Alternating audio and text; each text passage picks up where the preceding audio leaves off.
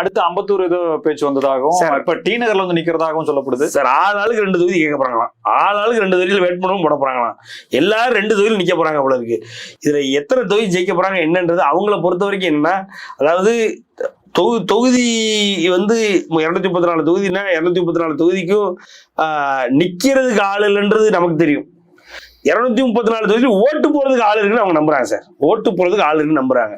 அதனால எல்லா இடத்தையும் கேட்போம் அப்படின்னு சொல்லி விருப்ப மனுலாம் ஒவ்வொரு ஆளும், அதாவது எவன் போடுறானோ அவன் விருப்ப மனு 2 தொகுதி 3 தொகுதி போட்டிருக்கான். எங்கேயாவது கேள்விப்பட்டிருக்கீங்கன்னா விருப்ப மனுவே 2 தொகுதி 3 தொகுதி இல்லை. ஆனா அவனுக்கு நல்லா தெரியுது நமக்கு தொகுதிக்கு நிக்கிறதுக்கு ஆள் கிடையாது, ஓட்டு போறதுக்கு ஆள் இருக்கு.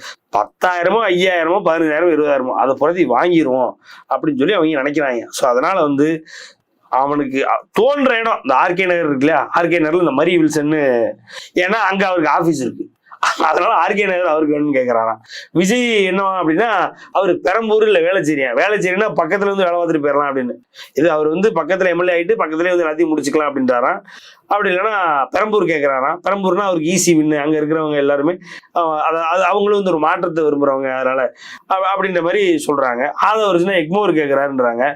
அப்படி ஆளுக்கு அவங்களுக்கு வாய்க்கு வந்தது ஏதோ அவங்களுக்கு பிடிச்சது, அப்படி இல்லைன்னா அவங்க வீடு இருக்குது, ஆபீஸ் இருக்குது, சின்ன வீடு செட் பண்ணிருக்குது, இப்படி இடமா கேட்கறானுங்க. இவங்க பார்வையில பார்த்தா திமுக ஒண்ணுமே அந்த மாதிரி அந்த கட்சியில கிடையாது சார். அதாவது இருக்கிறவங்க ஃபுல்லா இவங்க வந்து நின்னவனே இவங்களுக்கு ஓட்டு போட்டதுக்கு அப்புறம் எலெக்ஷன்ல இவங்க தான் சிஎம் பிஎம் இவங்க தான் எம்எல்ஏன்னு அறிவிச்சிருக்காங்கன்னு அந்த ஒரு எண்ணத்துல இருக்கிறானுங்க. அதனால ஆளுக்கு அவனுக்கு சொல்லிட்டு இருக்கானுங்க, சொல்லட்டும்.